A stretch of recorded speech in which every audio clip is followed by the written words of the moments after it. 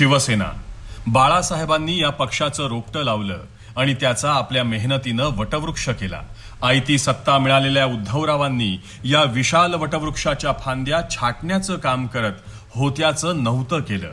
आज या मालिकेच्या अखेरच्या भागात उद्धवरावांच्या काळातील शिवसेनेच्या ढोंगी मराठी प्रेमाचा पर्दाफाश आपण करूया। मुंबईतल्या मराठी माणसाचा टक्का कमी होतोय अशी नुसती ओरड करून काही होत नसतं उद्धवराव, त्यासाठी काहीतरी करावं लागतं। तुमच्याकडे सत्ता असताना किती मराठी मुलांच्या नोकरी धंद्याचा प्रश्न सोडवलात। घरांच्या वाढत्या किमतीमुळे मुंबईतला मध्यमवर्गीय मराठी माणूस बाहेर फेकला गेला।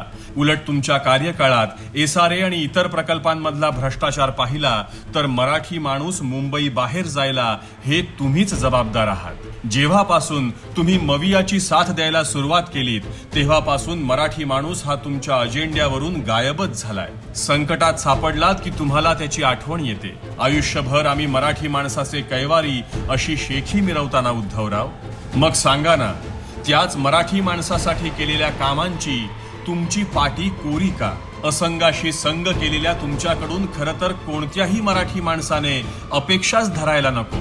कारण उद्धवराव, तुम्ही म्हणजे मराठी माणूस नाही, तुम्ही म्हणजे मुंबई शहर नाही आणि तुम्ही आमचे कैवारी कधीच होऊ शकत नाही।